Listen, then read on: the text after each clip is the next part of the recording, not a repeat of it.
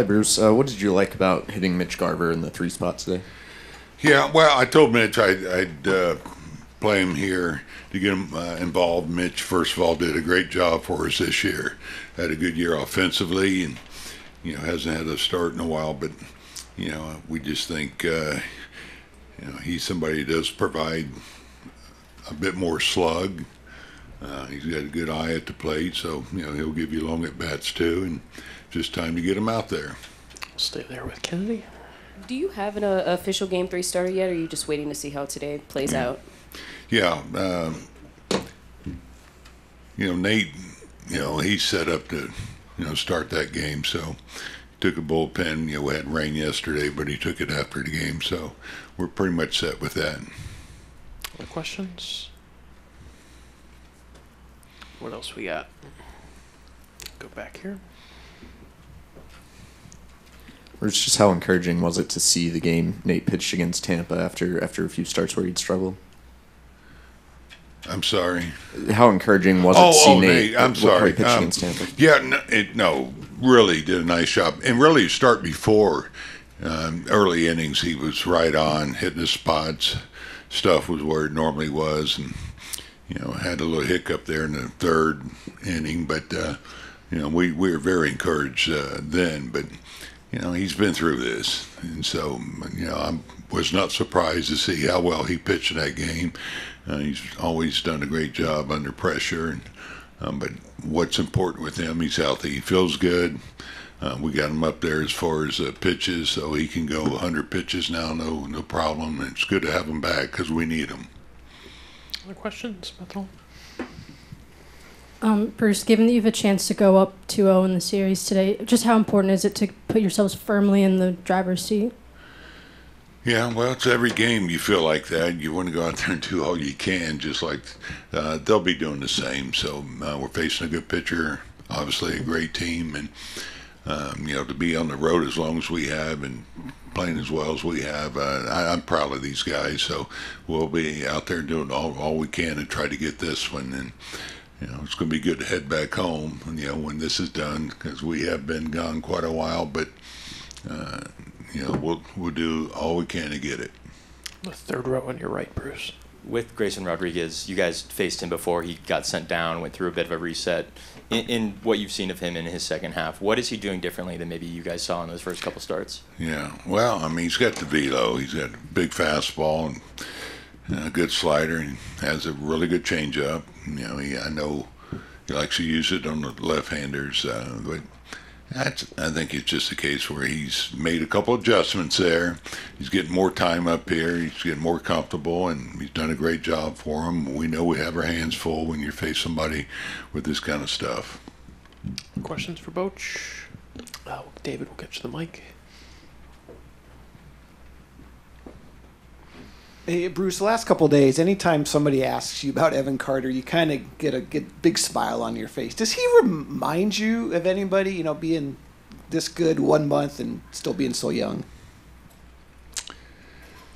I've had some good young players. I've been fortunate, but he's right up there at his age. To be doing the things that he's doing, to have the discipline and the calmness.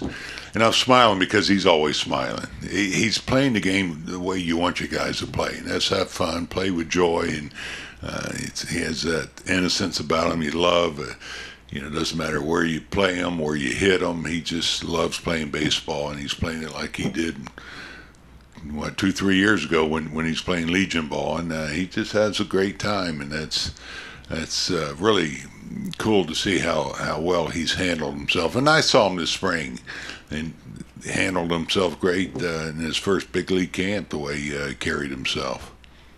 Right behind David. Evan? So we've asked you different questions about the road trip and how long it's been, but if you were describing this road trip to somebody, how would you describe it? Bumpy, exciting, a lot of, it's been an emotional roller coaster. I think you start out in Anaheim, we took the series there, which we wanted to do. Then you go in Seattle, got to win a game. We won a game, hoping to win another one. so we wouldn't have to go to Tampa, but it did happen. So, that's never easy to handle. But I couldn't be prouder how these guys, we had a 5.5-hour flight to Tampa, and how they were able to put that behind them and play two of their best games against outstanding ball club, pitching, hitting, really all facets of the game. And so this club has just shown tremendous ability, to put the tough times behind us. And so we've done some celebrating. We've had some, some tough losses. So it's been an emotional roller coaster. About this Orioles lineup? No, I mean, there's a lot of things. I feel like with every team in general coming down to this point, they're going to have power, they're going to have the speed, they're going to be able to work good at bats. I think this team in particular is really aggressive on the base paths. They got the speed again, and it comes down to me making sure that I execute my pitches and trying to get as fast of outs as possible and staying in the game as long as possible. Questions? Fourth row on your left, Nate. Hey Nate, what clicked for you in your last start after coming back and struggling from injury? I feel like my fastball command was a lot better compared to the outings before that, and then I had my curveball working really well. And a lot of the times, if my fastball command's working, then my splitter goes along with that. And I think with those 3 pitches, I was, Jonah back there behind the plate, he did a great job calling the game, and we were able to navigate our way through the lineup. Other questions?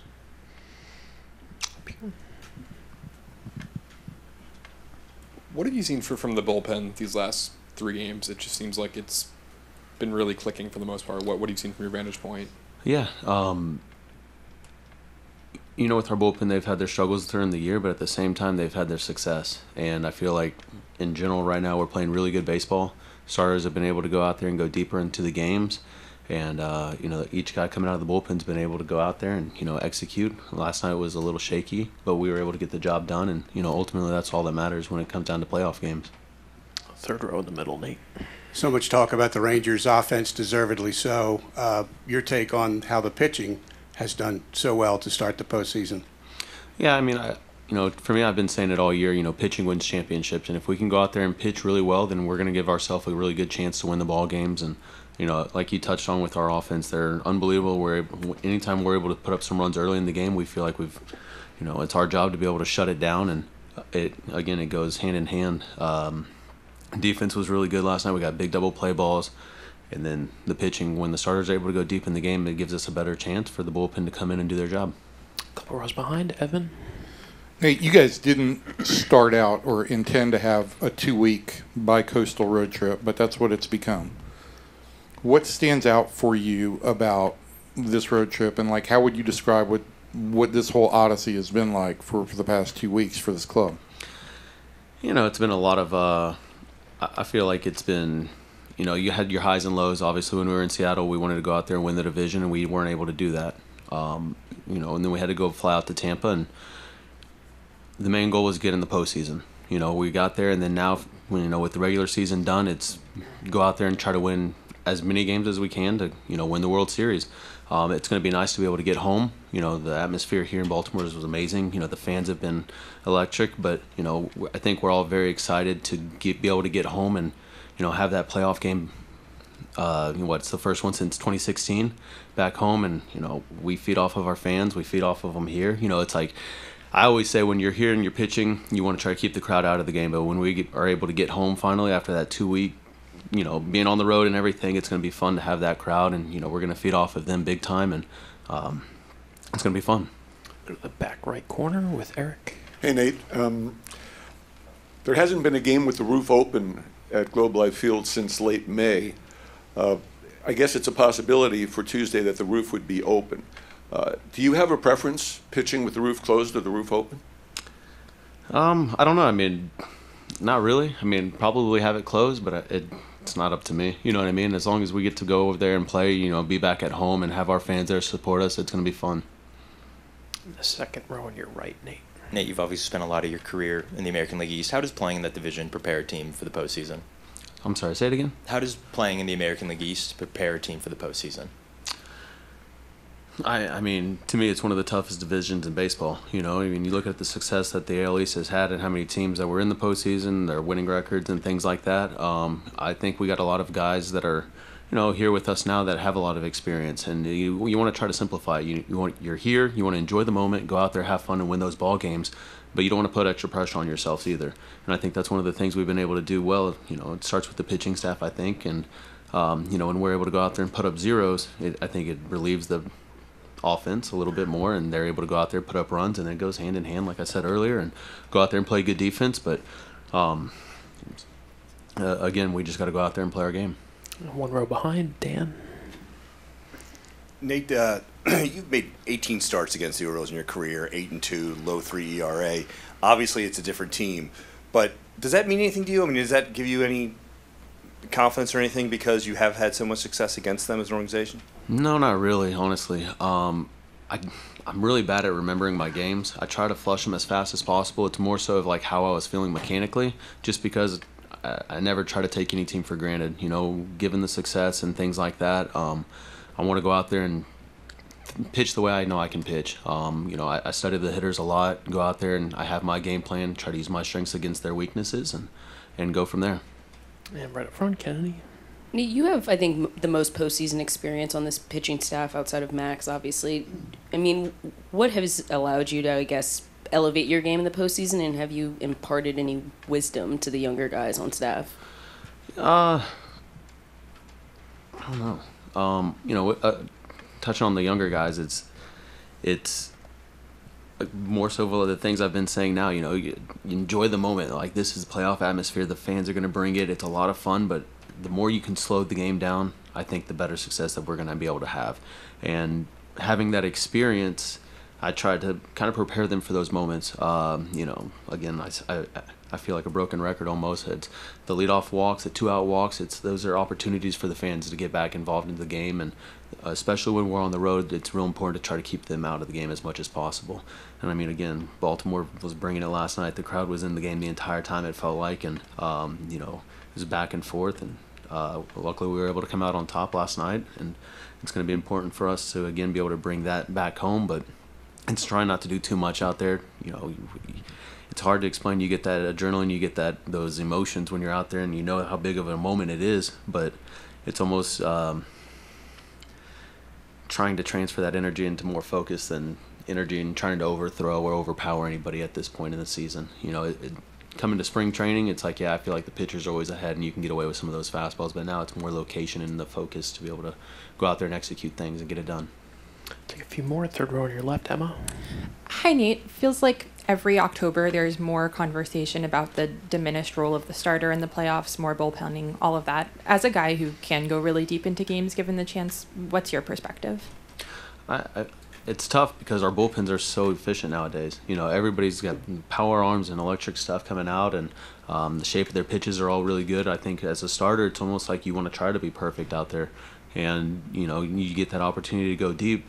It's kind of one of those feel things. It depends on how hard the balls are getting hit, and if the defense is really picking you up, or if you're able to get that soft contact. And obviously, as a starting pitcher, I want to try to go out there and go as deep as possible, because I feel like the less pitchers that you can get into a game, the better chances that you have of winning it. And one row behind.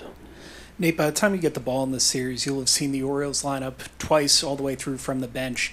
Does that give you anything in the way of useful information versus the kind of video and scouting reports you'd be getting if you were just going in cold?